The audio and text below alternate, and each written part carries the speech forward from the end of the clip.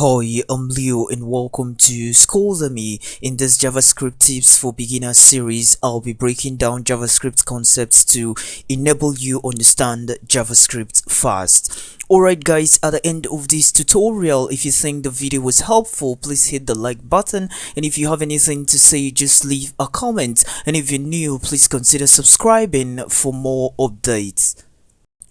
Alright, every website has at least three basic layers, and the first is the structural layer.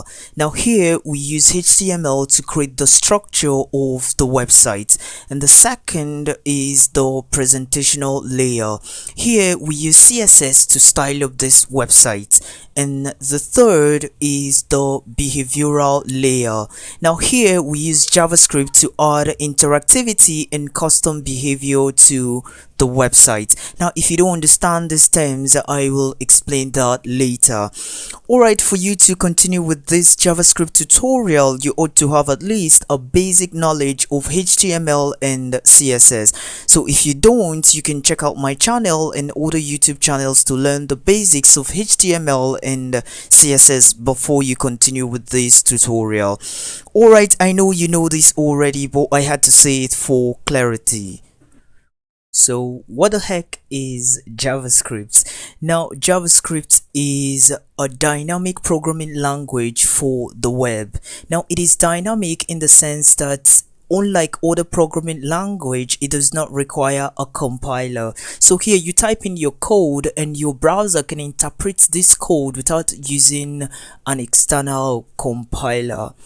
Secondly, JavaScript is a client-side scripting language, and that is, it is reliant on the client or user's device and not the server, unlike the server-side scripts. And I'm going to tell you the advantages of the client-side scripts. Now, it is client-side because the performance is hugely reliant on the user's browser capabilities and settings.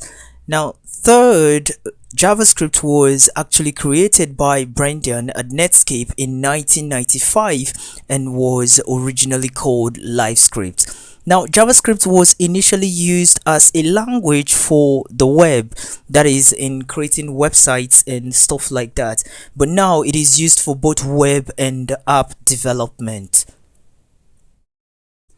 Alright, interactivity and custom behavior. How does this really work? Now, every element, attribute, text, or whatever on a web page can be accessed by scripts using the document object model, which is something we'll discuss much later. Now, this way, the script can easily scan the web page and fetch a particular information. Now, sometimes when you enter certain words on websites like YouTube, you notice that the search bar suggests the complete form that you might be entering in the search box as you type. Now, this is one of the use of JavaScript. Now, secondly, we use JavaScript to create scripts that react to user input, altering either the contents of the page, the CSS style, or the browser behavior. Now, I don't know if you've noticed that sometimes when you try to fill out a form online or register on a particular website, you enter a username or password and immediately you receive a feedback like username has already been taken. Now, these are some of the custom behaviors that we use JavaScript to add to our websites. So basically, JavaScript allows you to create highly responsive interface that improve the user experience and provide dynamic functionality without waiting for the server to load up a new page.